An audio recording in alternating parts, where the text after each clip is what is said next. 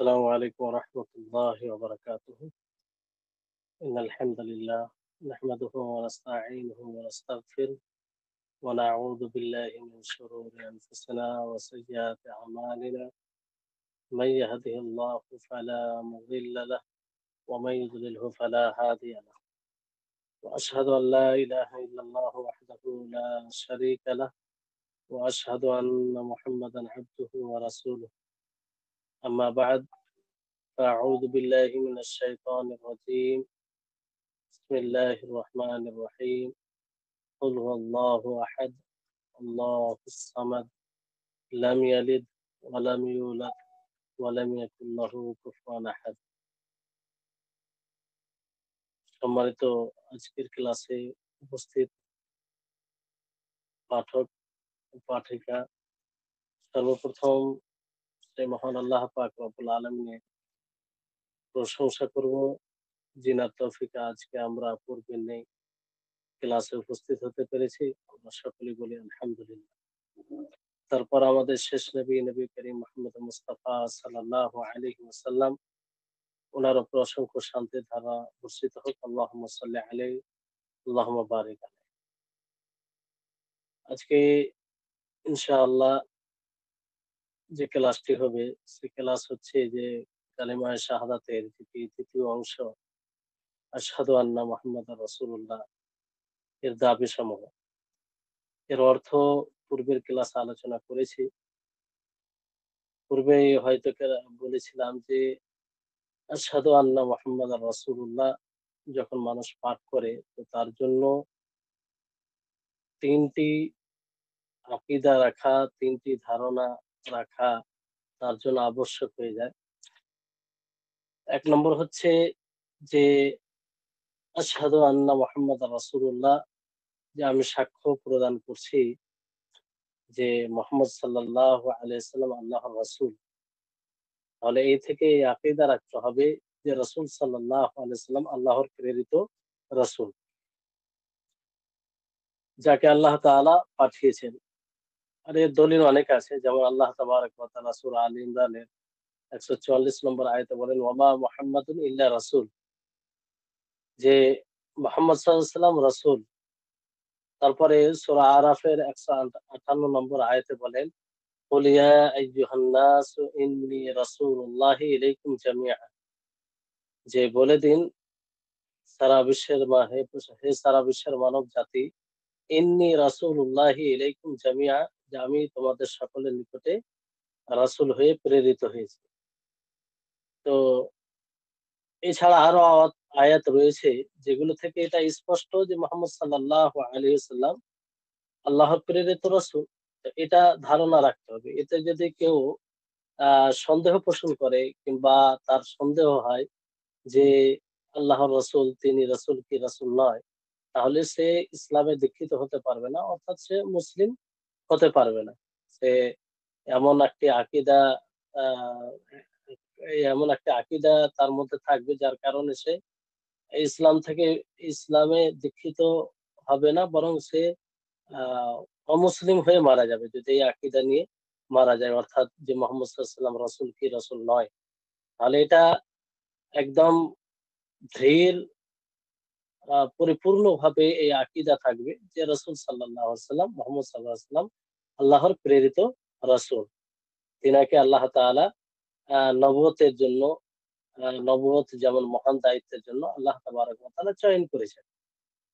দ্বিতীয় যেটি আকীদা থাকবে সেটি হচ্ছে যে রাসূল সাল্লাল্লাহু আলাইহি সাল্লামকে যে রিসালাতের দায়িত্ব দেওয়া হয়েছিল, আহ পৃথিবীর বুকে সবচেয়ে বড় দায়িত্ব সেটা সেটা সে দায়িত্ব, অর্থাৎ তিনার রিসালা সকলের জন্য, কোনো গোত্রের জন্য নয়, কোনো খাস গোত্রের জন্য অথবা কোনো জাতির জন্য, কোনো এলাকার জন্য খাস নয়, কোনো দেশের জন্য খাস নয়, বরং জিন ও মানব জাতি যত রয়েছে সে যেখানে থাক না কেন আর যেই জাতেরই হোক না কেন, সকলের তিনি রাসূল, সকলের তিনি রাসূল, এটা ধারণা রাখতে হবে। এই জন্য এখান থেকে বলা যেতে পারে যে নবী সাল্লাল্লাহু আলাইহি ওয়াসাল্লাম তিনি অমুসলিমদেরও রাসূল, খ্রিস্টানদেরও রাসূল, ইয়াহুদিদেরও রসুল, তারপরে হিন্দুদের তাদেরও রসুল, জৈন ধর্ম যারা পালন করে তাদেরও রসুল, মাজুসি তাদেরও রসুল। এক কথায় সকলের রসুল তিনি, তিনি সকলের রসুল। হ্যাঁ, এটা আলাদা বিষয় কি যারা অনুসরণ করবে তারা এই অনুসরণের ফলাফল হিসাবে জান্নাত পাবে, এবং যারা অনুসরণ করবে না তাদের জন্য জাহান্নাম রয়েছে, তারা অমুসলিম হয়ে মারা যাবে, অর্থাৎ একদম অনুসরণ যারা করেন। তো এই আকীদা পোষণ করতে হবে যে তিনি সকলের রাসূল। নবী করিম মুহাম্মদ সাল্লাল্লাহু আলাইহি ওয়াসাল্লাম হাদিসে তাই বলেন যে আমাকে পাঁচটি জিনিস দেওয়া হয়েছে, যে পাঁচটি জিনিস আমার পূর্বে কাউকে দেওয়া হয়নি। তার মধ্যে একটি জিনিস হচ্ছে যে ওয়াকানা নাবিয়্যু ইবআসু ইলা কওমিহি খাসাতান, যে প্রত্যেক নবী কোন খাস কওমের জন্য, জাতের জন্য প্রেরিত করা হয়েছে, কিন্তু আমাকে ওয়া বুইসতু ইলান নাসি আম্মাতান, আমাকে সমস্ত লোকের নিকটে প্রেরিত করা হয়েছে রাসূল করে। তাহলে এখান থেকে এটা সুস্পষ্ট। তারপরে তৃতীয় যেটা ধারণা থাকবে, আকীদা থাকবে, যে তিনি শেষ নবী, সর্বশেষ নবী ও খাতামান নবিয়্যিন। আল্লাহ তাবারক ওয়া তাআলা বলেন যে সূরা আহজাবের 40 নম্বর আয়াতে যে খাতামুন নবিয়্যিন, তিনি সর্বশেষ নবী, অর্থাৎ ওনার পরে না কোনো নবী আসবে। এখানে আল্লাহ তাবারক ওয়া তাআলা নবী শব্দ ব্যবহার করেছেন যে তিনি সর্বশেষ নবী। তো যদি সর্বশেষ নবী হয় তাহলে স্বাভাবিকভাবে সর্বশেষ রাসূল হবে। কারণ নবী হচ্ছে রাসূলের চেয়ে আহ, মানে নিচে স্তরের। তো রাসূল তার উপরে, যার উপরে কিতাব নাযিল করা হয়, নতুন শরীয়ত দেওয়া হয়, তাকে রাসূল বলা হয়। তো এখানে খাতামুন নবিয়্যিন বলে আল্লাহ তাআলা স্পষ্ট করেছে যে তিনি সর্বশেষ নবী তথা সর্বশেষ রাসূল, তেনার পরে কোনো রাসূল আসবে না। তো নবী করিম মুহাম্মদ সাল্লাল্লাহু আলাইহি সাল্লাম আহ একাধিক হাদিসে ভবিষ্যবাণী করেছেন যে আমার পরে কিছু লোক আসবে, তারা নবী বলে দাবি করবে নিজেকে, তারা মিথ্যুক হবে, তারা দাজ্জাল হবে। আর এরকম 30 জন হবে যারা নিজেকে নবী বলে দাবি করবে। আল্লাহ নবী আগেই সতর্ক করে দিয়েছেন যে তারা আসবে, তারা দাবি করবে, অতএব তোমরা তাদেরকে স্বীকার করবে না, তাদেরকে সমর্থন করবে না। তাহলে এই তিনটি ধারণা আমাদের সকলের মধ্যে, যারা আমরা প্রকৃতভাবে কালেমায়ে শাহাদাত পাঠ করেছি, যার দ্বিতীয় অংশ হচ্ছে আশহাদু আন্না মুহাম্মাদার রাসূলুল্লাহ, তো এটার আবশ্যিক ধারণা এই তিনটি থাকবে। তারপরে আসুন যে লেখক রাহিমাহুল্লাহ কিছু দাবি বর্ণনা করেছেন, যে এর দাবিগুলো কি। আশহাদু আন্না মুহাম্মাদার রাসূলুল্লাহ, যখন আমরা, যেমন এর পূর্বে আমরা আশহাদু আল্লা ইলাহা ইল্লাল্লাহ, যে আমি সাক্ষ্য প্রদান করছি আল্লাহ আল্লাহ ছাড়া সত্য কোনো মাবুদ নেই। তাহলে এখান থেকে যেমন কিছু দাবি সুস্পষ্ট হয়, আর সেই হিসাবে আমরা প্রায় 7টি শর্ত সমূহ জেনেছিলাম। তো অনুরূপ ভাবে এর দাবি আশহাদু আন্না মুহাম্মাদ রাসূলুল্লাহ, যে আমি সাক্ষ্য প্রদান করছি যে মুহাম্মদ সাল্লাল্লাহু আলাইহি ওয়াসাল্লাম আল্লাহর রাসূল। তো এরও কিছু দাবি আছে, সেই দাবিগুলো পূর্ণ করতে হবে, তাহলেই সেই শাহাদাতকে বাস্তবায়ন করা হবে। প্রথম দাবি হচ্ছে তাআতুহু ফিমা আমারা, যে আল্লাহর নবী মুহাম্মদ সাল্লাল্লাহু আলাইহি ওয়াসাল্লাম যা আদেশ করেছেন, যা তিনি বলে গিয়েছেন, যেভাবে শরীয়তের ব্যাখ্যা বিশ্লেষণ করেছেন, সেটাকে, সেটার অনুসরণ করা, সেটার অনুসরণ করা। অর্থাৎ প্রত্যেক ব্যক্তি তার আদেশের সম্মতিত ব্যক্তি, প্রত্যেক ব্যক্তিকে তার আদেশ কোন সকলের জন্য আদেশ। তিনি যদি কোনো কিছু দিক নির্দেশনা দিয়ে থাকেন তাহলে সকলের জন্য। এখানে কেউ নিজেকে বের করতে পারবে না, এবং কেউ এটা ভাবতে পারবে না যে আমি তার মোকাল্লাফ নয়, আমাকে আল্লাহ নবী মুহাম্মদ সাল্লাল্লাহু আলাইহি ওয়াসাল্লাম বলেনি। তাহলে যদি এরকম ধারণা রাখে আর সে এটা মনে করে, তাহলে সে মুসলিমও হতে পারবে না, সে মুসলিম হতে পারবে না। ইসলামের যে সীমা রয়েছে সেখান থেকে সে বের হয়ে যাবে। তো এই এটা দাবি হচ্ছে যে তার অনুসরণ করতে হবে। তার হুকুম আদেশ কোন সময় ওয়াজিব হতে পারে, আবশ্যিক আবশ্যিক হতে পারে, যে আবশ্যিক সেটা করতেই হবে। অনেক সময় সেটা মুস্তাহাব হতে পারে, সুন্নাহ হতে পারে, যে না করলে গুনাহ নেই, তবে করতে হবে, মানতে হবে যে এটা আল্লাহর নবীর আদেশ, আমাদেরকে করা উচিত। কিন্তু অস্বীকার করলে সে ইসলাম থেকে বের হয়ে যাবে। হ্যাঁ, একটা বিষয় যে অনেক মানুষ হয়তো এতাআত করে, অনুসরণ করে, কিন্তু অনেক জিনিসে অনুসরণ করে না, অবাধ্য, মানে নাফরমানি করে, আল্লাহর হুকুমকে পালন করে না, আল্লাহ নবীর হুকুমকে। তো এতে সে আর সে নিজেকে গুনাহগার মনে করে। সে নিজের ব্যাপারে ধারণা রাখে যে আমি গুনাহগার, যেহেতু আমি আল্লাহ নবীর আদেশকে মানছি না। তাহলে এতে সে ইসলাম থেকে খারিজ হবে না, কিন্তু সে গুনাহগার হবে। সে গুনাহগার হবে, আর এর জন্য তাকে জাহান্নামও যেতে হতে হতে হবে। এজন্য আহ আল্লাহ তাবারক ওয়া তাআলা কি বলেছিল, ওমা আরসালনা মির রাসূলিন ইল্লা লিইউতাআ বিইذনিল্লাহ, যে আমি রাসূলকে পাঠিয়েছি, প্রেরণ করেছি দুনিয়ার মাঝে, তার উদ্দেশ্যই হচ্ছে তার অনুসরণ করা। তার কি করা? অনুসরণ করা। যে তার অনুসরণ করতে হবে। এটা এটা এটা তার উদ্দেশ্য। তো অনুসরণ ছাড়া যদি আমরা রাসূলের অনুসরণ না করি, তো আল্লাহ তাবারক ওয়া তাআলা যে উদ্দেশ্যে রাসূলগণকে এই দুনিয়াতে প্রেরণ করেছেন, সেই উদ্দেশ্যই পূর্ণ হবে না। তাহলে এখান থেকে এটা স্পষ্ট যে তার অনুসরণ করতে হবে। তারপরে আল্লাহ তাবারক ওয়া তাআলা কোরআনে সূরা হাশরের ৭ নম্বর আয়াতে বলেন, ওয়ামা আতাকুমুর রাসূলু ফাখুযু ওয়ামা নাহাকু আনহু ফান্তাহু, যে রাসূল তোমাদেরকে যা দিবে সেটা গ্রহণ করে নাও, আর যা থেকে তোমাদেরকে নিষেধ করবে সে থেকে বিরত থাকো। তো এখানে আল্লাহ তাআলা রাসূল যা দিবে সেটা গ্রহণ করে নাও। যা কিছু দিবে, শরীয়তের বিষয়ে হুকুম দিয়েছেন, দিক নির্দেশনা দিয়েছেন, যা বলেছেন সেটাকে আমাদেরকে গ্রহণ করতে হবে। তারপর নবী করিম মুহাম্মদ সাল্লাল্লাহু আলাইহি ওয়াসাল্লাম হাদিসে বলেন, মা আমারতুকুম বিহি ফাআতু মিনহু মাসতাতাতু, যে আমি যে জিনিসে তোমাদেরকে আদেশ করেছি সেটা তো তোমরা সাধ্যমতো আহ আমল করো, সেটাকে পালন করো যতটা তোমাদের শক্তি রয়েছে। তাহলে এখান থেকেও এটা স্পষ্ট হচ্ছে যে নবী করিম মুহাম্মদ সাল্লাল্লাহু আলাইহি সাল্লামের আদেশকৃত বিধানের কি করতে হবে? অনুসরণ করতে হবে। দ্বিতীয় যেটা দাবি হচ্ছে নবী করিম মুহাম্মদ সাল্লাল্লাহু আলাইহি ওয়াসাল্লামের, সেটা হচ্ছে শাহাদাত পড়তে গেলে সেই দাবিটা, সেটা হচ্ছে যে নবী করিম মুহাম্মদ সাল্লাল্লাহু আলাইহি ওয়াসাল্লাম যা কিছু খবর দিয়েছেন, যা কিছু বলেছেন তিনি, তার সত্যায়ন করা। বিভিন্ন হাদিসে, কোন হাদিসা আল্লাহ নবী অতীতের কথা বলেছেন, অতীতের ব্যাপারে, পূর্বে যেমন মুসা আলাইহিস সালামের কওমের ব্যাপারে, বানু ইসরাইলদের ব্যাপারে, তারপর ইউসুফ আলাইহিস সালাম, যতগুলো আহ পূর্বে হয়েছে, পূর্বের ব্যাপার আল্লাহ নবী খবর দিয়েছেন। কোন হাদিসে বর্তমান সে সময়ের ব্যাপারে আল্লাহ নবী খবর দিয়েছেন। তারপর অনেক হাদিসে নবী করিম মুহাম্মদ সাল্লাল্লাহু আলাইহি ওয়াসাল্লাম ভবিষ্যতের ব্যাপারে ভবিষ্যবাণী করেছেন। তার সমস্ত কথার উপরে কথাকে, আল্লাহ নবীর কথাকে বিশ্বাস করতে হবে। কি করতে হবে? বিশ্বাস করতে হবে, সেটা তাসদীক করতে হবে। যদি কোনো ব্যক্তি সন্দেহ করে কোনো একটি বিষয়ে, আল্লাহ নবীর কোনো একটি বিষয়ে, আল্লাহ নবী যা বলেছেন সেটা বিশুদ্ধ সূত্র দ্বারা প্রমাণিত হওয়ার পরেও, তাহলে সে ইসলামের মধ্যে থাকবে না, ইসলামের সীমা থেকে সে বের হয়ে যাবে। তাহলে এটা জরুরি যে সে কি করবে?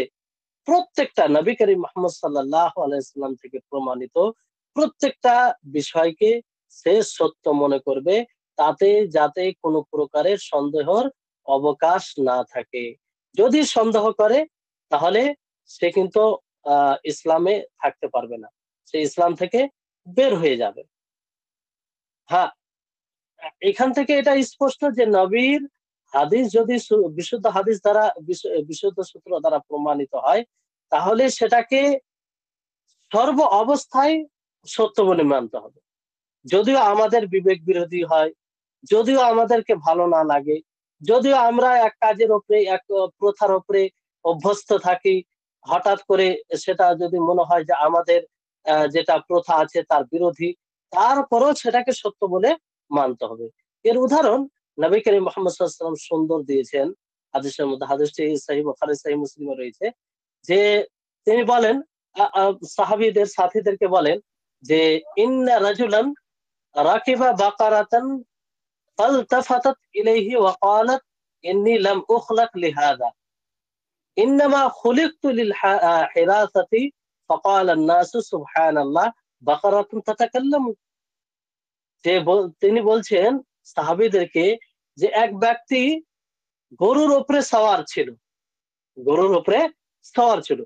তো সেই গরুটি তার দিকে লক্ষ্য করে বলতে আরম্ভ করলো যে ইন্নী লাম উখলাক লিহাযা, যে আমাকে সৃষ্টি করা হয়নি এই জন্য যে তুমি আমার উপরে সওয়ার হবে, তুমি আমার উপরে সওয়ার হবে। ইন্নামা খুলিকতু লিল হিরাসাতি, আমাকে সৃষ্টি করা হয়েছে চাষাবাদ করার জন্য, খেতি বাড়ি করার জন্য, চাষ করার জন্য। ফাকালান নাস, তো লোকেরা বলল সুবহানাল্লাহ, আল্লাহ তাআলা সবকিছু থেকে ত্রুটি মুক্ত। বাকারাতুন তাতাকাল্লামু, যে গরু কথা বলে। তারা আশ্চর্যজনিত হয়ে এই কথাটি বলল। তো নবী করিম মুহাম্মদ সাল্লাল্লাহু আলাইহি সাল্লাম বললেন, ফাইন্নী উমিনু বিহি ওয়া আবু বকর ওয়া উমর, যে আমি তার উপরে ঈমান এনেছি এবং আবু বকর ওয়া উমর তারাও ঈমান এনেছে। তাহলে এই চিন্তা করুন যে আবু বকর ওয়া উমর সেই মজলিসে উপস্থিত ছিলেন না, তারপরেও নবী করিম মুহাম্মদ সাল্লাল্লাহু আলাইহি ওয়াসাল্লাম তাদের ব্যাপারে বললেন যে তারা এটাকে তাসদীক করবে, তার সত্যায়ন করবে, যেহেতু আমি বলছি। আর এখানে আমাদের বিবেক বিরোধী কথা থাকতে পারে, আমাদের বিবেকে এটা আসতেই পারে যে একটি গরু কি করে কথা বলতে পারে। কিন্তু ইমানের দাবি কি? ইমানের দাবি হচ্ছে সেটা সত্যায়ন করা। যেমন ভাবে আবু বকর ও উমরের ব্যাপারে আল্লাহ নবী কি বললেন যে তারাও এটাকে সত্য বলে তার উপরে ইমান নিয়ে আসবে, যদিও আমাদের বিবেক বিরোধী হয়, যে সেটা আমাদের বিবেক বুদ্ধি গ্রহণ না করে। তাহলে এইভাবে আহ নবী সাল্লাল্লাহু আলাইহি ওয়াসাল্লামের যে কোনো হাদিস আমাদের নিকটে আসুক না কেন, সেই হাদিসে যদি নিত্য নতুন প্রযুক্তি অনুযায়ী তার তারাজুতে না আসে, তারপরও তাকে সত্য বলে মানতে হবে। কেন মানতে হবে? এই কারণে যে নবী করিম মুহাম্মদ সাল্লাল্লাহু আলাইহি সাল্লাম বলেছেন, যেমন ভাবে আবু বকর ওয়া উমরের ব্যাপারে আল্লাহ নবী বললেন। তারপর আরেকটি তিনি বললেন যে ইন্না যিবান আদা আলা গানাবিন ফাআখাযা মিনহা শাতান ফাআদা রায়ু খালফাহু, যে একটি নেকড়ে বাঘ একটি ছাগলকে ধরে নিল, ছাগলকে ধরে নিল। তো যে রাখাল ছিল সে রাখাল তার পিছা করলো, সে তাকে বাঁচালো এবং সে ছাগলটাকে বাঁচালো। ফালতাফাত ফালতাফাত ইলাইহি যিবু, তো নেকড়ে বাঘটি তার দিকে লক্ষ্য করে বলল যে ওয়ামান ইয়াহমিহা মিন্নি ইয়াউমাস সাবঈ, যে সেদিন তোমাকে কে বাঁচাবে, যেদিন হিংস্র জন্তুর দিন হবে, যেদিন আমরাই থাকবো আর তুমি ছাড়া কেউ থাকবে না, সেদিন তোমাকে কে বাঁচাবে? ইয়াউমা লা রাইয়া লাহা গায়রি। তো লোকেরা কি বললো? সুবহানাল্লাহ। তারা আশ্চর্যজনিত হলো। তারপরে বললো ফাইন্নী উমিনু বিহি ওয়া আবু বকর ওয়া উমর। নবী সাল্লাল্লাহু আলাইহি ওয়াসাল্লাম তারপর বললেন যে তোমরা আশ্চর্যজনিত হচ্ছ, তোমরা আশ্চর্য মনে করছো, কিন্তু আমি এর উপরে ঈমান এনেছি এবং আবু বকর ও উমর তার উপরে ঈমান এনেছে। মানে আল্লাহ তাবারাক ওয়া তাআলা বাকশক্তি তাদের মধ্যে দিয়েছে বলে কথা বলেছে, এখানে আশ্চর্য হওয়ার কিছু নাই। তো এই দুটি এই হাদিস থেকে এটা স্পষ্ট ভাবে স্পষ্ট হয় যে নবী করিম মুহাম্মদ সাল্লাল্লাহু আলাইহি সাল্লামের প্রত্যেকটি কথার উপরে তিনি যা অতীতের ব্যাপারে বলেছেন, যা ভবিষ্যতের ব্যাপারে বলেছেন, যা বর্তমান সে সময়ের ব্যাপার বলেছেন, সকল কথার উপরে সকল কথাকে বিশ্বাস করতে হবে, তাকে সত্য বলে মেনে নিতে হবে। এতে কোনো প্রকারের সন্দেহ যেন না থাকে, মানে তাকে মিথ্যারোপ না করা হয়। তো এটা হচ্ছে দ্বিতীয় দাবি। তৃতীয় দাবি হচ্ছে যে মুহাম্মদ সাল্লাল্লাহু আলাইহি সাল্লাম যা থেকে নিষেধ করেছেন, সতর্ক করেছেন, সেখান থেকে বিরত থাকা। ওয়াজতিনাবু মা নাহা আনহু ওয়া যাজারা, যে নবী করিম মুহাম্মদ সাল্লাল্লাহু আলাইহি ওয়াসাল্লাম যা থেকে নিষেধ করেছেন ও যার যা থেকে সতর্ক করেছেন, সেখান থেকে বিরত থাকতে হবে। যেমন এর পূর্বে বললাম যে সূরা হাশরে আল্লাহ তাবারক ওয়া তাআলা কি বলেন? ওয়ামা আতাকুমুর রাসূলু ফাখুযু ওয়ামা নাহাকুম আনহু ফান্তাহু, যে রাসূল যা থেকে তোমাদেরকে নিষেধ করবে সে থেকে তোমরা বিরত থাকো, যা থেকে নিষেধ করবে। আর রাসূল সাল্লাল্লাহু আলাইহি সাল্লাম কোন কল্যাণ কাজ থেকে নিষেধ করে না, যদিও আমরা কল্যাণমূলক কাজ মনে করি সেটাকে, বললে আমাদের বুঝ অনুযায়ী হয়তো আমরা সেরকম বুঝিনি। আল্লাহ রসুল সবসময় সার থেকে, মন্দ থেকে, যাতে মানুষের কল্যাণ নেই সেই জিনিস থেকে আমাদেরকে সতর্ক করেছেন। তো সেই জিনিস থেকে বিরত থাকতে হবে। তারপর নবী করিম মুহাম্মদ সাল্লাল্লাহু আলাইহি ওয়াসাল্লাম বলেন যে মা নাহাইতুকুম ফান্তাহু, যে যা থেকে আমি নিষেধ করেছি সেখান থেকে তোমরা কি বিরত থাকো। তাতে কোনো প্রকারের সন্দেহ পোষণ করা যাবে না যে আল্লাহ নবী নিষেধ করেছেন, তো হয়তো আমাদের জন্য কল্যাণকর হবে, হয়তো আমাদের জন্য সেখানে ভালোই আছে, তারপর আল্লাহ নবী মানা করেছেন। যদি এরকম মনে করি তাহলে কিন্তু শরীয়তে ইসলাম থেকে বের হয়ে যায়। আল্লাহ নবী যা আদেশ দিয়েছেন এবং যা থেকে নিষেধ করেছেন সেটা থেকে বিরত থাকতে হবে এবং সেটা আমাদের জন্য কল্যাণকর। তারপরে চতুর্থ যেটা দাবি হচ্ছে সেটা হচ্ছে আল্লাহ ইউবাদা ইল্লা বিমা আল্লাহ ইউবাদাল্লাহু ইল্লা বিমা শারা, যে আল্লাহ তাবারক ওয়া তাআলার ইবাদত করতে হবে তার শরীয়ত অনুযায়ী।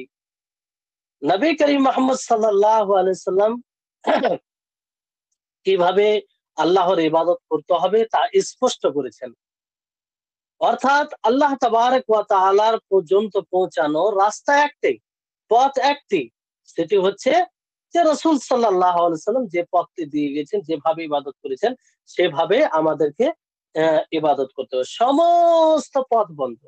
কেউ যদি মনে করে না আমি নিজ ইচ্ছা মতো এই ধরনের ইবাদত করলে ভালো হয় তাহলে করব, যেমন সুফিরা করে, তারা নিত্য নতুন ইবাদতের পদ্ধতি বের করে ইবাদত করার চেষ্টা করে। তো সেই পদ্ধতিতে কি তারা আল্লাহ পর্যন্ত পৌঁছতে পারবে? না, কখনো না।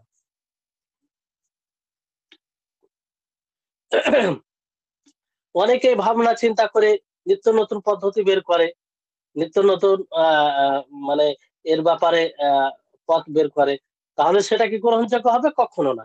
নবী করিম মুহাম্মদ সাল্লাল্লাহু আলাইহি ওয়াসাল্লাম যেভাবে ব্যাখ্যা বিশ্লেষণ করে গেছেন, প্র্যাকটিক্যালি দেখিয়ে গেছেন, সেভাবে আমাদেরকে তার ইবাদত করতে হবে। কারণ আল্লাহর রাসূল কি, তিনি আল্লাহর বার্তাবাহক, তিনি আল্লাহর মেসেঞ্জার, রাসূল। তিনি আল্লাহর প্রত্যেকটি বিধান তিনি আল্লাহর কাছ থেকে আমাদের নিকটে পৌঁছাচ্ছেন। তো তিনি ব্যাখ্যা করে দেখিয়েছেন যে কিভাবে পালন করতে হবে। তো তার পদ্ধতি ছাড়া তার ইবাদত করা সম্ভবই নয়। এজন্য একটা আয়াতে কি বলে, সূরা আনফালে আল্লাহ তাবারক ওয়া তাআলা বলেন যে ইয়া আইয়ুহাল্লাযীনা আমানু ইসতাজীবু লিল্লাহি ওয়া লির-রাসূল ইযা দাআকুম লিমা ইউহয়িকুম, যে হে মুমিনগণ, তোমরা আল্লাহ এবং তার রাসূলের ডাকে সাড়া দাও, লিমা ইউহয়িকুম, যাতে তোমাদের প্রাণবন্ত হয়, তোমাদের জীবন লাভ করে। তাহলে এখানে আল্লাহ তাআলা স্পষ্ট ভাবে বলেছেন যে আল্লাহ এবং তার রাসূলের ডাকে সাড়া দাও। তো আমরা যদি আল্লাহর ইবাদত করি তাহলে রাসূলের ডাকে সাড়া দেওয়ার মানে কি, যে তিনি যেভাবে ইবাদত করতে বলেছেন, তিনি যে পদ্ধতি দেখিয়েছেন সেভাবে আমাদেরকে ইবাদত করতে হবে, সেভাবে আমাদের সকলকে ইবাদত করতে হবে। আর অর্থাৎ প্রত্যেকটি ইবাদত, যে ইবাদতটি করব সেই ইবাদতের দলিল থাকতে হবে। দলিল ছাড়া কোনো ইবাদত করা যাবে না। দলিলবিহীন যদি ইবাদত করি তাহলে তার পরিণাম ভয়ঙ্কর রয়েছে। কারণ সেটা তো গ্রহণযোগ্য হবে না, বরং আরো সেটা আমাদের জন্য বোঝ হবে, সেটা আমাদেরকে জাহান্নামের দিকে নিয়ে যাবে। এই জন্য নবী করিম মুহাম্মদ সাল্লাল্লাহু আলাইহি ওয়াসাল্লাম কঠোর ভাবে, যেটা খুতবাতে পড়ে থাকে খতিবরা, কি নবী সাল্লাল্লাহু আলাইহি ওয়াসাল্লামের বাণী যে আম্মা বা'দ ফাইন্না আসদাকাল হাদিসি কালামুল্লাহ ওয়া খায়রাল হাদী হাদী মুহাম্মাদিন সাল্লাল্লাহু আলাইহি ওয়াসাল্লাম ওয়া শাররাল উমুরি মুহদাসাতুহা ওয়া কুল্লু মুহদাসাতিন বিদআহ ওয়া কুল্লু বিদআতিন দালালাহ ওয়া কুল্লু দালালাতিন ফিন্নার। যে সর্বোত্তম কথা হচ্ছে আল্লাহর কালাম, আল্লাহর বাণী, আর সর্বোত্তম পদ্ধতি হচ্ছে মুহাম্মদ সাল্লাল্লাহু আলাইহি সাল্লামের পদ্ধতি। আর সর্বমন্দ, সবচেয়ে মন্দ, নিকৃষ্ট কাজ হচ্ছে নব আমল, নতুন আমল। এবং প্রত্যেকটি নতুন আমল এটি বিদআত, এবং প্রত্যেকটি বিদআত এটা জালালাত ও গুমরাহি, আর প্রত্যেকটি জালালাত এটা জাহান্নামে নিয়ে যাবে। তাহলে এইভাবে নবী করিম মুহাম্মদ সাল্লাল্লাহু আলাইহি ওয়াসাল্লাম কঠোর ভাবে এই পথকে বন্ধই করে দিয়েছেন, যাতে কোনো ব্যক্তি নব আমল করে আল্লাহর নৈকট্য লাভ না করে। আর যে ব্যক্তি নব আমল করে আল্লাহর নৈকট্য লাভ করতে চায়, নব আমল করে রাসূলের ভালোবাসার পরিচয় দেখাতে চায়, তারা সবচেয়ে পথভ্রষ্ট। আল্লাহ তাবারক ওয়া তাআলা সূরা কাসাসের 50 নম্বর আয়াতে বলেন ফাইল্লাম ইয়াস্তাজিবু লাকা ফা'লাম আন্নামা ইয়াত্তাবিউনা আহওয়াআহুম ওয়ামান আযাল্লু মিম্মান ইত্তাবাআ হাওয়াহু বিগাইরি হুদাম মিনাল্লাহ, যে তারা যদি আপনার ডাকে ছাড়া না দেয়, অর্থাৎ রাসূলকে বলছেন আল্লাহ তাআলা যে তারা অর্থাৎ মানুষেরা যদি আপনার ডাকে ছাড়া না দেয়, যে কোনো মানুষ, আন্নামা ইয়াত্তাবিউনা আহওয়াআহুম, তো তারা কি করে? নিজের খেয়াল খুশির অনুসরণ করে, নিজের প্রবৃত্তির অনুসরণ করে। আর যারা নিজের প্রবৃত্তির অনুসরণ করে, আল্লাহ তাআলা আগে বলছেন ওয়ামান আযাল্লু মিম্মান ইত্তাবা হাওয়াহু বিগাইরি হুদাম মিনাল্লাহ, যারা আল্লাহর পথকে ছেড়ে, আল্লাহর হেদায়েতকে ছেড়ে নিজের প্রবৃত্তির অনুসরণ করে, নিজের খেয়াল খুশির অনুসরণ করে, তাদের চেয়ে পথভ্রষ্ট আর কে আছে? আর কে পথভ্রষ্ট হতে পারে? তাহলে নবী করিম মুহাম্মদ সাল্লাল্লাহু আলাইহি সাল্লামের সুন্নাতকে উপেক্ষা করে নিজের ইচ্ছা মতো ইবাদত করা, নিজের ইচ্ছা মতো জীবন যাপন করা, নিজের কোনো রাসূলের পদ্ধতির উপরে কারো পদ্ধতিকে প্রাধান্য দেওয়া, রাসূলের হাদিস আসা সত্ত্বেও সেই হাদিসকে একদিকে রেখে অন্য কারো যুক্তিকে প্রাধান্য দেওয়া, এটা দেওয়া মানে কি? প্রবৃত্তির অনুসরণ করা, খেয়াল খুশির অনুসরণ করা। অনেক মানুষকে বোঝানো হয় যে ভাই এটি সঠিক, সঠিক নয়, এটি বিদআত, কিংবা এই এই এই এই আমলটি শরীয়তে নেই, আর এর দ্বারা আল্লাহর নৈকট্য লাভ করা যাবে না। তারপরেও তারা মানে না। তো মানে না মানে কি? তারা নিজের প্রবৃত্তির অনুসরণ করছে, নিজের খেয়াল খুশির অনুসরণ করছে। আর এরাই হচ্ছে সবচেয়ে বড় পথভ্রষ্ট। এরাই হচ্ছে সবচেয়ে বড় পথভ্রষ্ট। তাহলে এই নবী করিম মুহাম্মদ সাল্লাল্লাহু আলাইহি সাল্লামের যে শাহাদাত আমরা দিই, আশহাদু আন্না মুহাম্মাদার রাসূলুল্লাহ, যে আমি সাক্ষ্য প্রদান করছি যে আল্লাহ তাআলা আ আল্লাহ মুহাম্মদ সাল্লাল্লাহু আলাইহি সাল্লাম আল্লাহর রাসূল। তো এখান থেকে এর যে আকীদা, ৩ টি আকীদা রাখতে হবে এবং এর দাবি যে ৪ টি দাবি সমূহ আপনাদের সামনে আপনাদেরকে বলা হলো। এই থেকে স্পষ্টভাবে বোঝা যায় যে আমাদের জন্য ২টি পথ রয়েছে। এর তৃতীয় কোনো পথ নেই। ২টি পথ রয়েছে। একটি পথ হচ্ছে মুস্তাজিব লিন-নবী সাল্লাল্লাহু আলাইহি ওয়াসাল্লাম, যে আপনি হয়তো রাসূল সাল্লাল্লাহু আলাইহি ওয়াসাল্লামের অনুসরণকারী হন। তার ডাকে সাড়া দেনেওয়ালা হন, তার ডাকে উপস্থিত হন। অর্থাৎ আপনি যেকোনো কাজ করবেন, ইবাদত করবেন, তো তার কথা অনুযায়ী, তার পদ্ধতি অনুযায়ী ইবাদত করবেন। জীবন যাপন করবেন, তো তার অনুযায়ী জীবন যাপন করবেন। যেভাবে নবী করিম মুহাম্মদ সাল্লাল্লাহু আলাইহি ওয়াসাল্লাম জীবন যাপন করেছেন। আর না হয় আপনি প্রবৃত্তির অনুসরণ হন। যদি নবী করিম মুহাম্মদ সাল্লাল্লাহু আলাইহি ওয়াসাল্লামের পদ্ধতিকে ছেড়ে দেন, তার হেদায়েতকে ছেড়ে দেন, তাহলে আপনি প্রবৃত্তির অনুসরণকারী হবেন, খেয়াল খুশির অনুসরণকারী হবেন। তাহলে হয় এই পথ, না হয় ওই পথ, মধ্যে আর কোনো পথ নেই।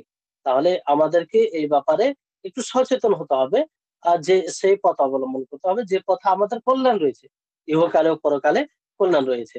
এজন্য ইমাম মালিক রাহিমাহুল্লাহ, যিনাকে ইমাম দারুল হিজরা বলা হয়, অর্থাৎ মদিনার তিনি ইমাম।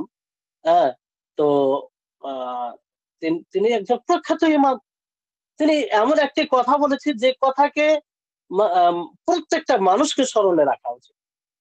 আর এই কথাটিকে বুঝতে পারলে যারা বিদআত করে, যারা নব আমল করে, তারা কত ভয়ংকর আমল করে, আর নবী করিম মুহাম্মদ সাল্লাল্লাহু আলাইহি ওয়াসাল্লামকে তারা কিরূপ ভালোবাসার পরিচয় দেয়, এখান থেকে তারা বুঝতে পারবে। ইমাম মালিক রাহিমাহুল্লাহ তিনি বলেন যে মান ইবতাদা বিদআতান ইয়ারাহা হাসানাতান ফাকাদ জাআমা আন্না মুহাম্মাদান খানা রিসালাতা, যে ব্যক্তি ইসলামে কোনো বিদআত করলো, নব আমল করলো, নতুন আমল করলো, যে আমলটি, যে আমলের ব্যাপারে নবী করিম মুহাম্মদ সাল্লাল্লাহু আলাইহি ওয়াসাল্লাম বলেননি, না আল্লাহ তাবারাক ওয়া তাআলা বলেছেন, আর সেটাকে দ্বীনের অংশ ভাবলো, সেটাকে বিদআতে হাসানা মনে করলো, ভালো বিদআত মনে করলো, তাহলে কি সে কি করলো? সে দাবি করলো যে মুহাম্মদ সাল্লাল্লাহু আলাইহি ওয়াসাল্লাম রিসালাতে খেয়ানত করেছেন। তিনি রিসালাতে খেয়ানত করেছেন। যে আল্লাহ তাকে এই মহান দায়িত্ব, নবী করিম মুহাম্মদ সাল্লাল্লাহু আলাইহি ওয়াসাল্লামকে তাকে উপযুক্ত ভেবে দায়িত্ব দিয়েছে, সে দায়িত্ব নবী সাল্লাল্লাহু আলাইহি ওয়াসাল্লাম পালন করেননি। আর শুধু নবীর উপরে খেয়ানত করা নয়, যে নবীর উপরে দাবি করা যে আল্লাহ তাআলা খেয়ানত করেছে, বরং যদি আমরা নবীর দাবি করি যে নবী সাল্লাল্লাহু আলাইহি ওয়াসাল্লাম নিজের দায়িত্বে খেয়ানত করেছেন, তাহলে এই খেয়ানত আল্লাহর, নাউজুবিল্লাহ, আল্লাহর দিকেও ফিরে যাবে। কারণ আল্লাহ তাবারাক ওয়া তাআলা চয়ন করেছেন তিনাকে, আল্লাহ তাআলা তাকে বাছাই করেছেন। আর আল্লাহ তাবারাক ওয়া তাআলা স্পষ্টভাবে ঘোষণা করেছেন বিদায় হজের সময় যে আল-ইয়াউমা আকমালতু লাকুম দীনাকুম ওয়া আতমামতু আলাইকুম নি'মাতি ওয়া রাদিতু লাকুমুল ইসলাম দীনা, যে এই দিন পরিপূর্ণ করে দেওয়া হয়েছে। আর এই যেহেতু বিশাল বড় নিয়ামত, এই নিয়ামতকে পরিপূর্ণ করা হয়েছে। আল্লাহ তাআলা দিন হিসাবে এই ইসলামের প্রতি সন্তুষ্ট। তাহলে এই হচ্ছে বিষয়। আরেকটি আপনাকে যে নবী করিম মুহাম্মদ সাল্লাল্লাহু আলাইহি সাল্লামের ইতাআত অনুসরণ এমন একটা গুরুত্বপূর্ণ বিষয় যেখানে আমাদেরকে খুব সচেতন থাকতে হবে। মানুষের একটা ধারণা হয়ে গেছে যে ইবাদত হলেই ভালো। জি না, এটা নয়। ইবাদত হলেই যে সেটা ভালো হবে তা নয়। আপনাদেরকে একটি উদাহরণ দিই, খুব সুন্দর উদাহরণ। মনে রাখবেন এটা, যে সাঈদ ইবনুল মুসাইয়িব তিনি একজন প্রখ্যাত তাবেঈ ছিলেন। আর তিনি একজন বড় আবিদ ছিলেন, ইবাদত গুজার ছিলেন। তিনি মদিনায় একদিন মসজিদে ছিলেন। ফজরের আজানের পরে দেখলেন যে এক ব্যক্তি মসজিদে প্রবেশ করে ফজরের সুন্নাত পড়ল। ফজরের ২ রাকাত সুন্নাত পড়ল। তারপর আবার ২ রাকাত পড়ল। তারপর আবার ২ রাকাত পড়ল। তো সাঈদ ইবনুল মুসাইয়িব প্রখ্যাত তাবেঈ, তিনি বলছেন যে লা তাফআল, যে এইভাবে তুমি সুন্নাত কেন পড়ছো? এটা পড়িও না। তো সেই ব্যক্তিটি বলল যে আ এখানে দেখেন সাঈদ ইবনুল মুসাইয়িব কি থেকে নিষেধ করছেন? সে তো সালাত আদায় করছিল। তারপরে সাঈদ ইবনুল মুসাইয়িব তিনি নিষেধ করছেন। সালাত থেকে নিষেধ করছেন। তো সেই ব্যক্তি বলল যে আবু মুহাম্মদ, উনার উপনাম ছিল আবু মুহাম্মদ সাঈদ ইবনুল মুসাইয়িব। সেই ব্যক্তিটি বলল যে আবু মুহাম্মদ, আও ইউআযযিবুনি আল্লাহু আলা সালাতি, অর্থাৎ আমাকে কি আল্লাহ তাবারাক ওয়া তাআলা শাস্তি দান করবে সালাত পড়ার কারণে? সালাত পড়ার কারণে আমাকে কি আল্লাহ তাআলা শাস্তি প্রদান করবে? অর্থাৎ আমি কি এখন মিথ্যা বলছি যে আল্লাহ আমাকে শাস্তি দান করবে? অথবা আমি কি গীবত করলাম যে আল্লাহ আমাকে শাস্তি দিবে? না আমি চুরি করলাম? আমি কি করলাম? আমি তো সালাত পড়ছি। তো আল্লাহ তাআলা কি আমাকে সালাত পড়ার জন্য শাস্তি দিবে? তো দেখেন তার প্রশ্ন, দেখেন তার প্রশ্ন উপযুক্ত প্রশ্ন। সে সঠিক প্রশ্ন করেছে। সে বলতে চাইছে যে আমি নামাজ তো পড়লাম। ২ রাকাত, ২ রাকাত, ৬ রাকাত আমি নামাজ পড়লাম। আর এই থেকে নিষেধ সাঈদ ইবনুল মুসাইয়িব রাহিমাহুল্লাহ তিনি নিষেধ করলেন। তো তিনি বলতে চাইছেন যে আমি নামাজ তো পড়লাম। তো আল্লাহ কি আমাকে নামাজ পড়ার কারণে শাস্তি দিবে যে আমি চুরি করেছি এর মাধ্যমে, অথবা গীবত করেছি, অথবা আমি কি করেছি? মিথ্যা বলেছি? প্রশ্ন তার উপযুক্ত। কিন্তু সাঈদ ইবনুল মুসাইয়িব তার চেয়ে উপযুক্ত তিনি উত্তর দিচ্ছেন। ভালো করে এটা শুনবেন, যে তিনি বলছেন যে না, আল্লাহ তাআলা তোমাকে শাস্তি দিবে না নামাজের কারণে। সালাত যে তুমি পড়েছো তার কারণে শাস্তি দিবে না। ওয়ালাকিন ইউআযযিবুকা আলা তারকিস সুন্নাহ, কিন্তু আল্লাহ তাআলা তোমাকে শাস্তি প্রদান করবে সুন্নাত ছেড়ে দেওয়ার কারণে। সুন্নাত প্রত্যাখ্যান করে দেওয়ার কারণে আল্লাহ তাআলা তোমাকে শাস্তি প্রদান করবে। তাহলে সুন্নাত কি ছিল? যে নবী করিম মুহাম্মদ সাল্লাল্লাহু আলাইহি ওয়াসাল্লাম কি বলেছেন? যে ফজরের ফজরের কয় রাকাত সুন্নাত রয়েছে? ২ রাকাত সুন্নাত রয়েছে। আর ২ রাকাতের অতিরিক্ত আল্লাহর নবী নিজেই নিষেধ করেছেন। ২ রাকাতের অতিরিক্ত আল্লাহর নবী পড়তে নিজেই নিষেধ করেছেন। এবার বলুন যে সেই ব্যক্তি ২ রাকাতের অতিরিক্ত পড়ল। এইজন্য সাঈদ ইবনুল মুসাইয়িব তাকে বলতে চাইল যে তুমি ২ রাকাতে আল্লাহর নবী মানা করেছেন, তা সত্ত্বেও ২ রাকাতের বেশি তুমি আ আ সুন্নাত সালাত পড়ছো। তো তুমি কি আল্লাহর চেয়ে বেশি ইবাদত গুজার হয়ে গেছো? তুমি কি আল্লাহর চেয়ে বেশি আল্লাহর ইবাদত করতে আল্লাহর নবীর চেয়ে তুমি বেশি ইবাদত করতে পারো? অথবা তুমি কি আল্লাহর রাসূলের চেয়ে বেশি মুত্তাকি হয়ে গেছো? যে আল্লাহর নবী ২ রাকাত পড়তেন আর তুমি ৪ রাকাত পড়ছো, ৬ রাকাত পড়ছো। আল্লাহর নবী ২ রাকাত পড়তে বলেছেন, ২ রাকাতের অতিরিক্ত পড়তে নিষেধ করেছেন। তা সত্ত্বেও তুমি কি করছো? আ বেশি পড়ছো। তাহলে এখান থেকে এটা স্পষ্ট। এজন্য নবী করিম মুহাম্মদ সাল্লাল্লাহু আলাইহি ওয়াসাল্লাম স্পষ্টভাবে বলে দিয়েছেন, মান আমিলা আমালান লাইসা আলাইহি আমরুনা ফাহুয়া রাদ্দুন, যে ব্যক্তি এমন কোন আমল করলো যে আমলের উপরে আমার শরীয়ত নেই, সেটা প্রত্যাখ্যাত, সেটা গ্রহণযোগ্য নয়।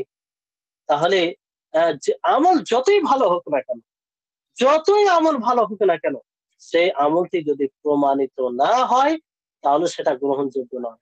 এই জন্য ইবাদতের ক্ষেত্রে একটা নীতি বলা হয়, সেটা প্রত্যেকটা মানুষকে স্মরণে রাখা উচিত উচিত যে ইবাদত করা আসলে হারাম। যদি ইবাদত করতে হয় তাহলে দলিল লাগবে। কথাটা ফের উল্টো বুঝিয়েন না। কথাটা বুঝার আছে যে ইবাদত আসলে হারাম। ইবাদত করতে গেলে দলিল লাগবে। অর্থাৎ আমরা যা ইবাদত করব সেটার দলিল লাগবে। দলিল ছাড়া কোনো ইবাদত করা যাবে না। যদি কোনো ব্যক্তি কোনো নতুন ইবাদতের ব্যাপারে বলে, তো তাকে বলা হবে যে তুমি দলিল নিয়ে এসো। তুমি দলিল দেখাও যে এইভাবে এই ইবাদতটি করতে হবে। যদি দলিল থাকে তাহলে করা যাবে। আর যদি না থাকে করা যাবে না। তাহলে কি হচ্ছে যে ইবাদতের ক্ষেত্রে আসলে হারাম। আসলে হারাম। এ যদি ইবাদত করা যায় দলিল লাগবে। দলিল সহ সেটা আ হালাল হবে কিংবা করা যাবে। যেমন মুআমালাত, মানুষের লেনদেনের ক্ষেত্রে আসলে কি বৈধ? কেউ যদি অবৈধ বলে তাহলে তাকে দলিল লাগবে যে এটা অবৈধ। কিন্তু ইবাদতের ক্ষেত্রে আসলে হারাম। কেউ যদি বলে করতে হবে তাহলে তাকে দলিল লাগবে। তাহলে এই নীতিটা ভালো করে সকলকে বুঝতে হবে। দলিল ছাড়া কোনো ইবাদত করা যাবে না। আর দলিলের ভিত্তিতে ইবাদত করে সফলতা আছে, হেদায়েত রয়েছে। দলিলের ভিত্তিতে ইবাদত করা তার মানে রাসূলের অনুসরণ করা। আল্লাহ তাবারাক ওয়া তাআলা বলেন ওয়া ইন তুতিউহু তাহতাদু, যে তোমরা যদি তার অনুসরণ করো, আনুগত্য করো তাহলে তোমরা হেদায়েত প্রাপ্ত হবে। ওয়াত্তাবিউহু লাআল্লাকুম তাহতাদুন, যে তোমরা তার অনুসরণ করো, আ হতে পারে তোমরা হেদায়েত প্রাপ্ত হবে। তারপর নবী করিম মুহাম্মদ সাল্লাল্লাহু আলাইহি ওয়াসাল্লাম একটি হাদিসের মধ্যে তো আমরা অহরহ শুনে থাকি যে তিনি বলেন কুল্লু উম্মতি ইয়াদখুলুনাল জান্নাহ ইল্লা মান আবা। ক্বালু ওয়া মান ইয়াবা ইয়া রাসূলাল্লাহ? ক্বালা মান আতাআনি দাখালাল জান্নাহ ওয়া মান আসানি ফাকাদ আবা। যে আমার উম্মতের সমস্ত লোকই জান্নাতে প্রবেশ করবে, কিন্তু সে ব্যক্তি যে অস্বীকার করবে। সাহাবায়ে কেরাম জিজ্ঞাসা করলেন যে তারা কারা? কারা অস্বীকার করলো? ওমা ইয়াবা ইয়া রাসূলাল্লাহ, হে আল্লাহর রাসূল, তারা কে? তিনি বললেন মান আতাআনি দাখালাল জান্নাহ, যে আমার অনুসরণ করলো, আমার অনুগত্য করলো সে জান্নাতে প্রবেশ করবে। ওমান আসানি ফাকাদ আবা, আর যে আমার নাফরমানি করলো, সে অস্বীকার করলো, সে অর্থাৎ সে জাহান্নামে যাবে। তাহলে এই নবী করিম মুহাম্মদ সাল্লাল্লাহু আলাইহি ওয়াসাল্লাম অনুসরণেই রয়েছে আ আ সফলতা, এবং তার বিরুদ্ধাচারণে অসম্মান, অপমান এবং আ এছাড়া কিছু নেই। তো তার সর্ব অবস্থায় তারই অনুসরণ করতে হবে। তারপরে আরেকটি বিষয় যে আমরা আশহাদু আল্লা ইলাহা ইল্লাল্লাহ, এই এইখানে এটাকে সাব্যস্ত করার জন্য, এটাকে বাস্তবায়ন করার জন্য ৭ টি শর্ত বলা হয়েছিল। তো এই শাহাদাতে আশহাদু আন্না মুহাম্মাদার রাসূলুল্লাহ, এই শাহাদাতে কি ৭ টি শর্ত নেই? জি হ্যাঁ, অনুরূপ যেই ৭ টি শর্ত আপনার এতে ছিল, আশহাদু আল্লা ইলাহা ইল্লাল্লাহ, অন আ আ ঐরকম আপনার আশহাদু আন্না মুহাম্মাদার রাসূলুল্লাহ এতেও এই ৭ টি শর্ত প্রযোজ্য। মানে এই ৭ টি শর্ত থাকতেই হবে। সেটা কি, কি? আমরা পড়েছিলাম ইলম, যে জ্ঞান জানতে হবে, যেমন লা ইলাহা ইল্লাল্লাহ সম্পর্কে জানতে হবে। অনুরূপভাবে আশহাদু আন্না মুহাম্মাদার রাসূলুল্লাহ এই সম্পর্কে জানতে হবে যে আশা আ আ মুহাম্মাদার রাসূলুল্লাহ, যে আল্লাহ মুহাম্মদ সাল্লাল্লাহু আলাইহি আল্লাহর রাসূল, সেটা কি জিনিস, হ্যাঁ? তারপর তার প্রতি বিশ্বাস করতে হবে, ইয়াকিন। দ্বিতীয় শর্ত। তৃতীয় শর্ত হচ্ছে কবুল, হ্যাঁ? যে কবুল করতে হবে সেটা। ইনকিয়াদ, আত্মসমর্পণ করতে হবে। আল মুহাব্বা, মানে ভালোবাসতে হবে। সিদক, মানে সত্য বলে মেনে নিতে হবে। ইখলাসের সাথে করতে হবে। তাহলে সেই ৭ টি শর্ত এখানেও আ আ শর্ত হিসাবে এটা গণ্য। যদি এই ৭ টি শর্ত না পাওয়া যায় তাহলে সেটাকে বাস্তবায়ন করা সম্ভব নয়। তারপরে আসুন যে লেখক রাহিমাহুল্লাহ, তিনি প্রথমে যেহেতু ইসলামের ৫ টি স্তম্ভ আ হাদিসে বলা হয়েছে, সেই অনুযায়ী শাহাদাতকে আ তিনি বললেন সর্বপ্রথম। আর শাহাদাতের বিষয়ে আলহামদুলিল্লাহ আ সাধ্য অনুযায়ী আ মোটামুটি আমরা বিস্তারিত জানলাম, পড়লাম। এবার আসুন দ্বিতীয় যেটা আ স্তম্ভ, রুকন ইসলামের, সেটা হচ্ছে সালাত। তৃতীয় হচ্ছে যাকাত। তারপরে লেখক রাহিমাহুল্লাহ বলছেন যে ওয়া দালিলুস সালাতি ওয়াজ যাকাতি ওয়া তাফসীরিত তাওহীদি কাউলুহু তাআলা ওয়া মা উমিরু ইল্লা লিয়াবুদুল্লাহা মুখলিসিনা লাহুদ-দীন হুনাফা ওয়া ইউকিমুস সালাতা ওয়া ইউতুজ যাকাতা, যে সালাতের দলিল, সালাত দ্বিতীয় রুকুন এবং যাকাতের দলিল, আর তাওহীদের তাফসীর, তাওহীদের ব্যাখ্যার দলিল। তারপরে আল্লাহ তাবারক ওয়া তাআলা এই আয়াত থেকে এনেছেন ওয়ামা উমিরু ইল্লা লিয়াবুদুল্লাহ মুখলিসিন, অর্থাৎ তাদেরকে আদেশ দেওয়া হয়েছে যে তারা যেন খালিস আল্লাহর ইবাদত করে, তার জন্য দিলকে খালিস করে একনিষ্ঠভাবে। ওয়া ইয়াকিমুস সালাত, সালাত প্রতিষ্ঠিত করে, সালাত কায়েম করে, ওয়া ইউতুজ যাকাত, এবং যাকাত প্রদান করে, যাকাত প্রদান করে। এই দলিলে আমরা বুঝতে পারি যে লেখক রাহিমাহুল্লাহ কত সূক্ষ্মভাবে আয়াতটিকে বুঝেছেন। তিনার বুঝ শক্তি কত সুন্দর, যে এই দলিলে তিনি শাহাদাতেরও দলিল দিয়েছেন, যে প্রথম স্তম্ভ শাহাদাত। এখানে কিভাবে? কারণ এই আয়াতও আমরা যদি লক্ষ্য করি, গভীর ভাবে দেখি, তাহলে দেখতে পাবো যে এখানেও হ্যাঁ বাচক ও না বাচক আছে, হ্যাঁ বাচক ও না বাচক আছে। অর্থাৎ যেমন আমরা লা ইলাহা ইল্লাল্লাহ, লা ইলাহা, এখানে না বাচক, যে আল্লাহ ছাড়া যতগুলো বাতিল মাবুদ রয়েছে সমস্ত বাতিল মাবুদের অস্বীকার করতে হবে, তাই না? এটা না বাচক। ইল্লাল্লাহ, এটা হ্যাঁ বাচক, যে আল্লাহ ছাড়া যতগুলো বাতিল মাবুদ রয়েছে সমস্ত বাতিল মাবুদের অস্বীকার করে শুধু আল্লাহ তাবারক ওয়া তাআলাকেই প্রকৃত মাবুদ বলে সাব্যস্ত করা, মেনে নেওয়া, এটা হচ্ছে হ্যাঁ বাচক। তো এই দুটো কথাই আয়াতের মধ্যে আছে। সেটা কি করে? সেটা যদি আমরা দেখি ভালোভাবে তাহলে বুঝতে পারবো। আসল যে লা ইলাহা ইল্লাল্লাহ এই অংশটি রয়েছে, এই আয়াতে যে শব্দ রয়েছে হুনাফা, কি শব্দ? হুনাফা। এখানে না বাচক রয়েছে। আর ইল্লাল্লাহ হ্যাঁ বাচক, অর্থাৎ আল্লাহ তাবারক ওয়া তাআলা প্রকৃত মাবুদ, এটা রয়েছে তার পরবর্তী আয়াতে ওয়ামা উমিরু ইল্লা লিয়াবুদুল্লাহ মুখলিসিনা লাহুদ্দিন। এই পুরোটা অংশতে হ্যাঁ বাচক, অর্থাৎ আল্লাহ তাবারক ওয়া তাআলাই প্রকৃত মাবুদ, এটা বলা হয়েছে। তাহলে দুইটি হুনাফা। কেন এতে না বাচক কি করে হয়? কারণ আমরা এর পূর্বে পড়েছি, আপনাদের হয়তো মনে আছে যে হানাফ, হানাফ শব্দের অর্থ কি? যে ঝুঁকে যাওয়া, ঝুঁকে যাওয়া, মাইল হয়ে যাওয়া। তো হুনাফা এর অর্থ হবে যারা শিরক থেকে তাওহীদের দিকে ঝুঁকে যায়, শিরক থেকে তাওহীদের দিকে ঝুঁকে যায়। তাহলে শিরক থেকে তাওহীদের দিকে ঝুঁকে যাওয়া, এটা কি দাবি করে? দাবি করে যে আল্লাহ ছাড়া যতগুলো মাবুদ রয়েছে, আল্লাহ ছাড়া যতগুলো বাতিল মাবুদ রয়েছে, তার অস্বীকার করতে হবে। তার কি করতে হবে? অস্বীকার করতে হবে। যারই ইবাদত করা হয় সেটা মাবুদ, আর তার অস্বীকার করতে হবে আল্লাহ ছাড়া।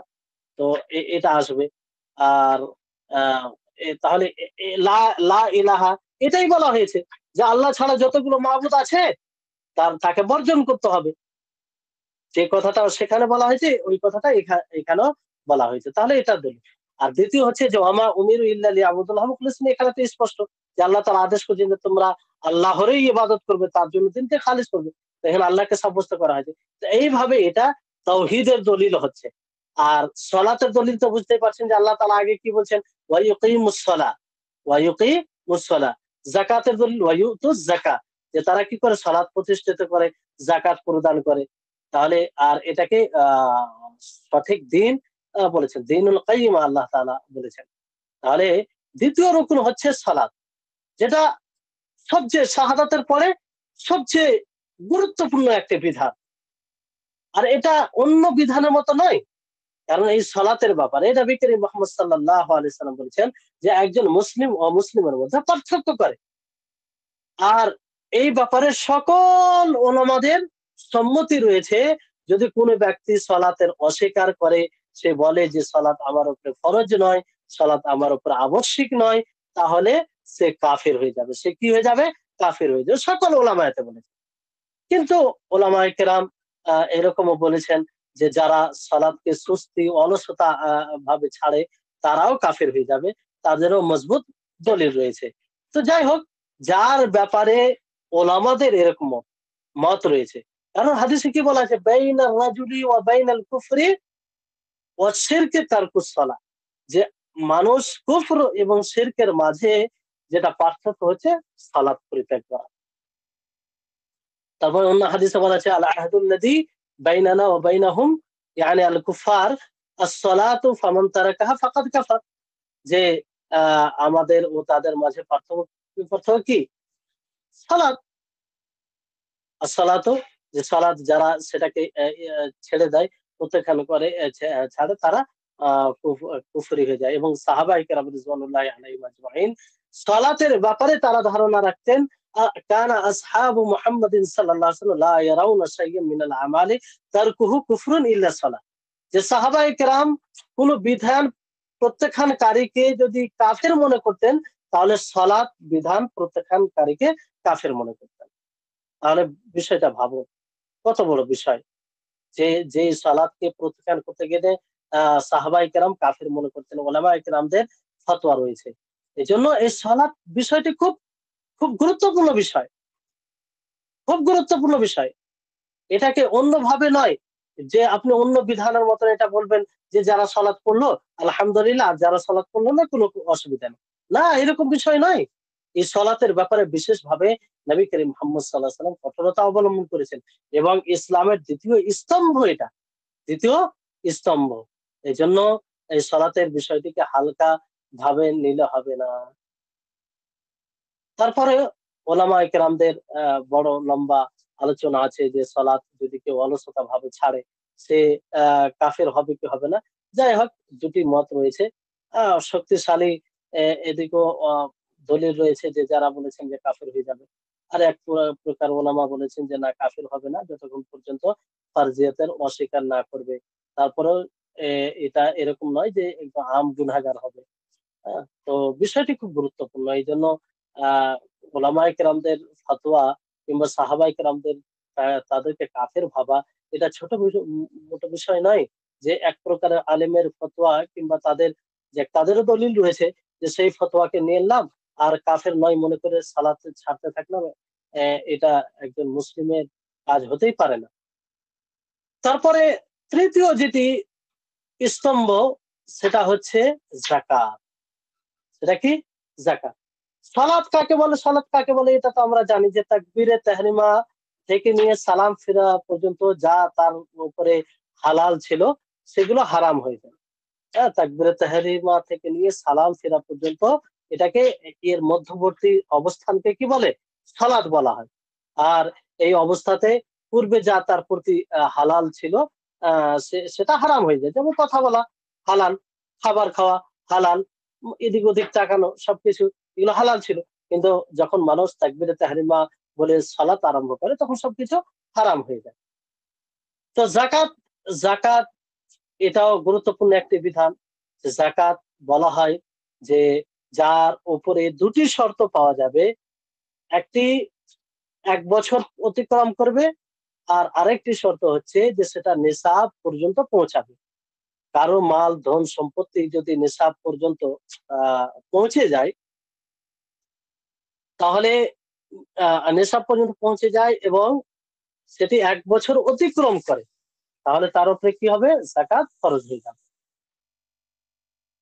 যাকাত মানে পবিত্রকরণ, যার দ্বারা মাল পবিত্র হয়।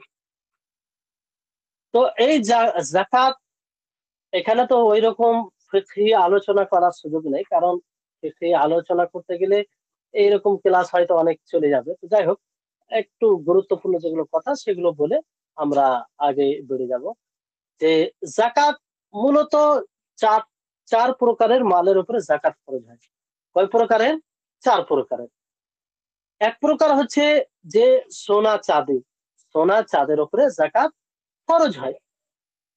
আর তার মধ্যে আপনার যে পয়সা, যেটা কাগজের আকারে আমাদের কাছে আছে, সেটা এর মধ্যেই গণনা করা হয়। যেগুলো কাগজের আকারে আমরা পয়সা ব্যবহার করি, টাকা ব্যবহার করি, এটা এর মধ্যেই পড়ে। তো এর উপরে যাকাত ফরজ, এক প্রকার হলো। দ্বিতীয় প্রকার হচ্ছে যে সায়েমা, সায়েমা মিন বাহিমাতিল আনাম, তার মানে হচ্ছে যে গবাদি পশু যেগুলোকে চড়ানো হয়, যেগুলো চড়িয়ে চড়ানোর মাধ্যমে তাদের জীবিকা বেশি নির্ভর করে, তাহলে এর যাকাত দিতে হবে। এর যাকাত কখন দিতে হবে, এর লম্বা বিষয় রয়েছে, সেগুলো এখানে আর আলোচনা করছি না। তারপরে আমাদের জানা দরকার জানা থাকা দরকার কিংবা জানা উচিত যে যেগুলো এই ধরনের পশু রয়েছে তার উপরে যাকাত ফরজ।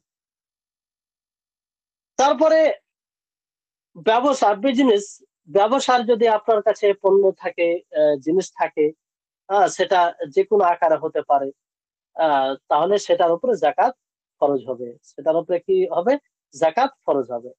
চতুর্থ বিষয় হচ্ছে যে জমিন থেকে যেগুলো উৎপাদন হয়, জমিন থেকে যেগুলো বের হয়, ফসল, নানা রকমের আহ, আহ, ফসল, এগুলো সেগুলোর উপরে যাকাত ফরজ হয়, ফরজ হয়ে যায়।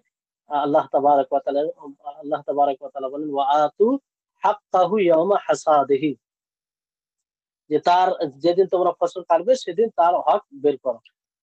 তাহলে এখানে চারটি বিষয়ে আপনাদের আশা করি স্পষ্ট হলো আপনাদের নিকটে, যে চারটি বিষয়ে চার চার প্রকারের মালে অর্থে আমাদেরকে যাকাত দিতে হবে, যে সোনা চাঁদি এবং যে সাইমা মিন বাহিমাতুল আনাম, যেগুলো পশুকে বেশিরভাগ চড়ানো হয়, তারপরে আপনার ব্যবসার পণ্যে, তারপর আপনার জমিন থেকে যেগুলো ফসল উৎপাদন হয় তার উপরে যাকাত দিতে হবে। প্রত্যেকটার ব্যাপারে তাফসিলি বিস্তারিত বিধান রয়েছে, সেগুলো এখানে আলোচনা করার সুযোগ নেই, কারণ আলোচনা করতে গেলে অনেক লম্বা হয়ে যাবে।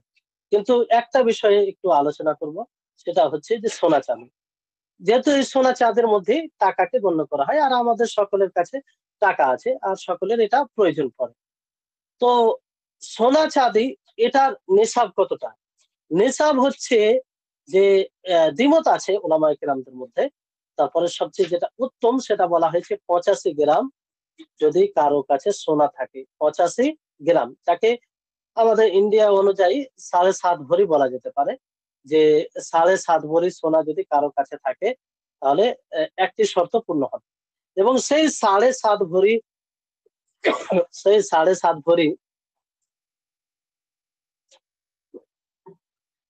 7.5 ভরি সোনা যদি 1 বছর, যেমন আজকের ডেটে আপনি রাখলেন, আজকের ডেটে আপনি 7.5 ভরি সোনা জমা করলেন, আর আবার এই ডেট ফিরে ফিরে চলে এলো আর কি।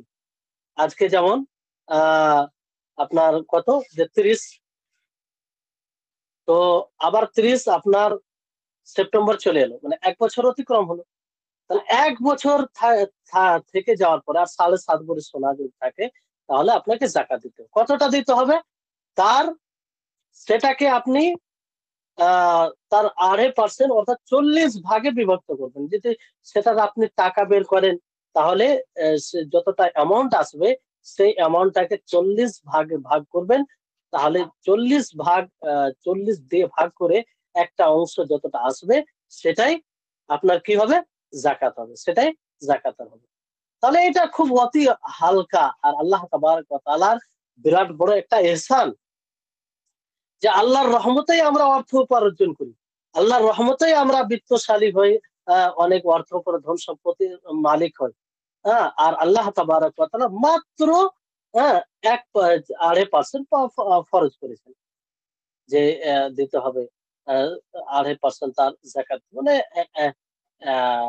100-তে 2.5 টাকা, হাজারে আপনার 100-তে 2.5 টাকা যদি হয়, তো হাজারে আহ, ওইভাবে বেড়ে যাবে। তাহলে এইভাবে আপনাদেরকে যাকাত বের করতে হবে। আর ব্যবসার ক্ষেত্রে, যে ব্যবসাতে আপনার প্রত্যেক বছর একটা দিন নির্ধারিত করে দিবেন, সেই দিন প্রত্যেক বছর ওই দিন হিসাব করে যতটা আসবে আপনার দোকানে, আপনার ব্যবসাতে যতগুলো মালপত্র আছে সবগুলোকে এক জায়গায় হিসাব করে সেটার দেখবেন অ্যামাউন্ট কত আসছে, তার আপনি সেটাকে 40 ভাগে ভাগ করে একটা ভাগ আহ যতটা আসবে সেটা আপনি জাকাত হিসাবে বের করে দেবেন। আর আরেকটি বিষয় এখানে মনে রাখতে হবে, যে অনেক সময় জাকাত দিতে মানুষ লেট করে।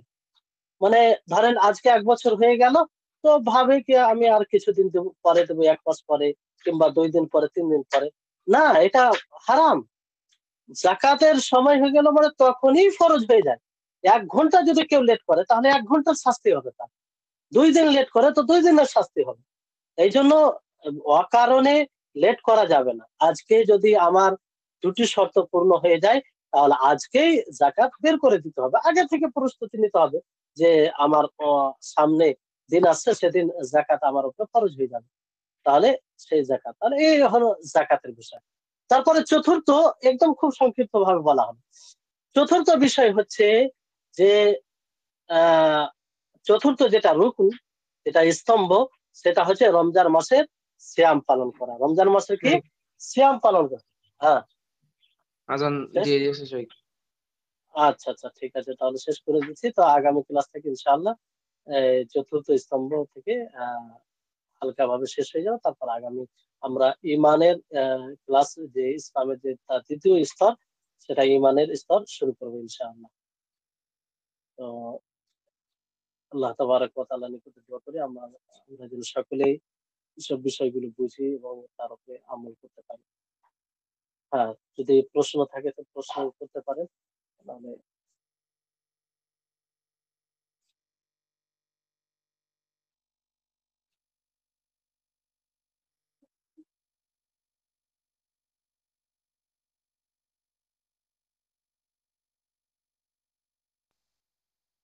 সেই প্রশ্ন।